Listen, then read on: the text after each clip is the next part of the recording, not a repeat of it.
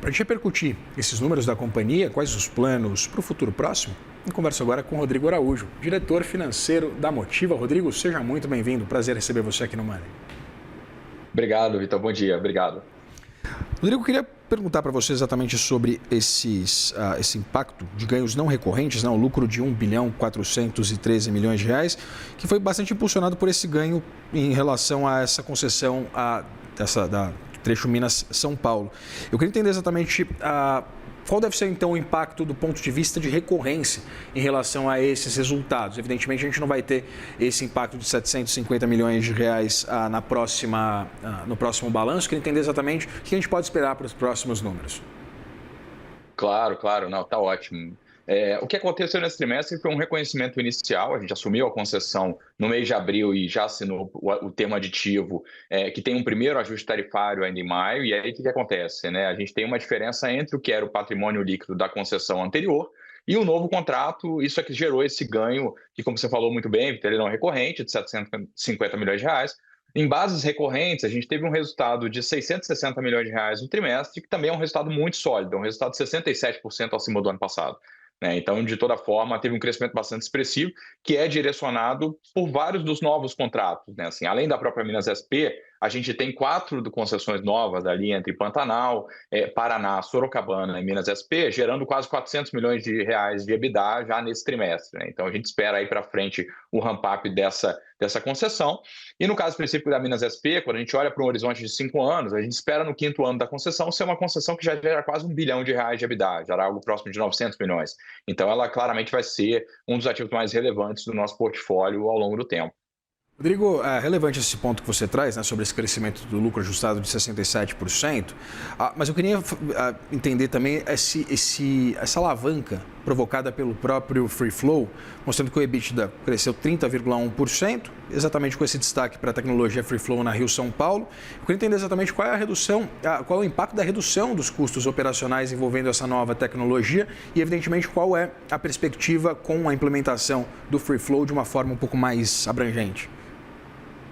Não, tá ótimo. Acho que o principal ponto de impacto dessa tecnologia ao longo do tempo, é uma redução do volume de recolhimento na forma de dinheiro nas praças de pedágio, né? Isso claramente ele traz não só uma redução de custo operacional, mas também traz uma melhoria no próprio tráfego em si e traz mais segurança, né? A gente sabe que na praça de pedágio é uma operação que ela tem risco, né? Assim, quando você tem pessoas operando ali na praça de pedágio, a gente tem sempre um risco de segurança, de acidente envolvendo essas pessoas. Então, você torna a operação mais segura, você torna o tráfego melhor e ele traz uma redução de recolhimento em dinheiro, né? Quando a gente olha hoje para o nosso portfólio como um todo, o recolhimento em dinheiro no nosso portfólio é da ordem de 5%, tá, Vitor? E isso vem evoluindo ao longo do tempo. Isso há 3, 4 anos atrás era mais de 20%, tá?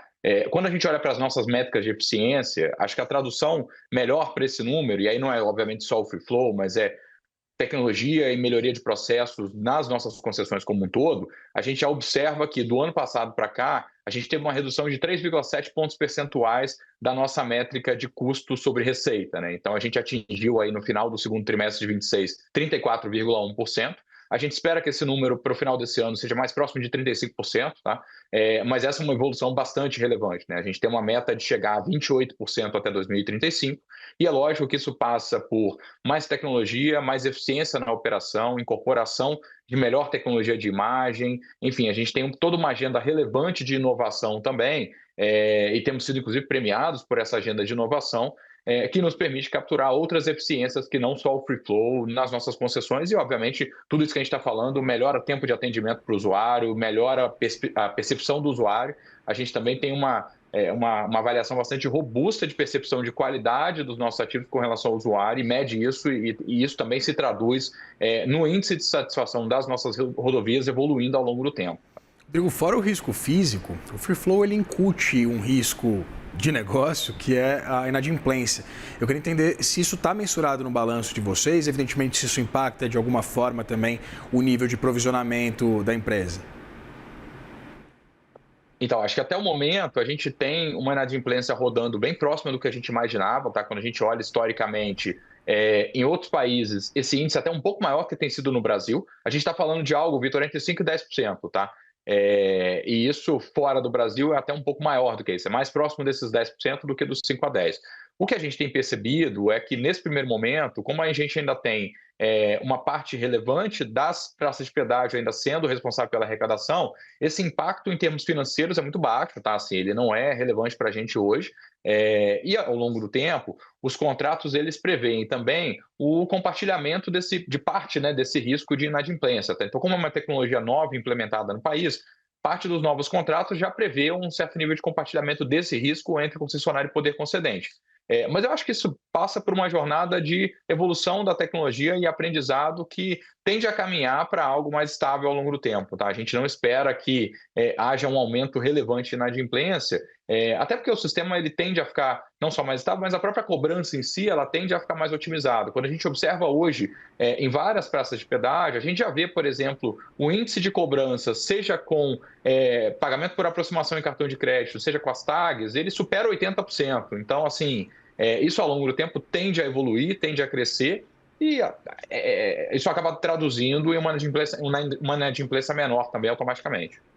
Rodrigo, pensando no nível de alavancagem de vocês, né, uma dívida líquida de 33 bilhões de reais, refletindo evidentemente esses investimentos feitos por vocês, e uma manutenção praticamente, né, aqui do nível de alavancagem de vocês em 3,7 vezes.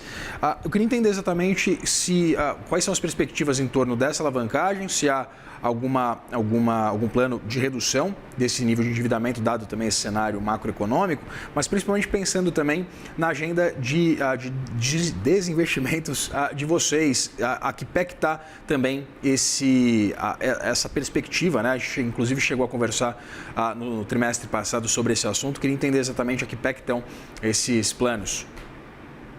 Não, tá ótimo. Acho que assim, a notícia que a gente até ressaltou agora no trimestre que foi positiva foi a gente tem a alavancagem, como você comentou, bastante estável, né? A gente tem uma variação de 0,1 de um trimestre para o outro. Ainda que tenha tido novos investimentos, a gente fez, né, com a assunção da Minas SP, que era a antiga Fernão Dias, a gente fez, né, o pagamento de indenização da Artéries, mais o pagamento da contribuição de capital inicial para a nova concessão. Isso passa de 700 milhões de reais. Então, assim, a companhia tem conseguido cumprir os seus investimentos, adquirir os novos ativos e ainda assim manter a alavancagem sob controle, né? Lembrando que a gente falou um pouquinho no início aqui dos novos ativos que estão começando a operar, vários deles ainda estão naquela curva de crescimento, né? Então, essa alavancagem ela ainda não reflete o potencial máximo dos ativos que foram adquiridos mais recentemente. Com relação aos investimentos, a principal transação que a gente executou foi a venda da plataforma de aeroportos. A entrada de caixa ainda não aconteceu, o fechamento da transação ainda não aconteceu. A gente espera que isso aconteça ainda dentro desse trimestre, então a gente está bastante avançado. Várias das condições precedentes, inclusive, já foram cumpridas. Isso faria com que essa alavancagem hoje, na faixa de 3,7, viesse para mais próximo de 3 vezes. Tá? Então, assim, considerando o ramp-up dos novos ativos, a entrada de caixa de mais de 5 bilhões de reais, dessa transação da venda da plataforma de aeroportos e a perspectiva de aumento da performance operacional da companhia ao longo do tempo, acho que a gente vai conseguir manter essa alavancagem sólida, sustentável, mesmo em um ciclo de ambiente macroeconômico mais desafiador como a gente está vivendo hoje. Tá? Então, acho que a gente já está vendo perspectivas confortáveis aí de manter uma alavancagem sob controle, mesmo durante esse ciclo de investimento que a companhia está passando. Conversei com o Rodrigo Araújo, diretor financeiro da Motiva. Rodrigo, muito obrigado pela disponibilidade de conversar com a gente. Obrigado, Vitor. Boa tarde. Boa tarde, forte abraço.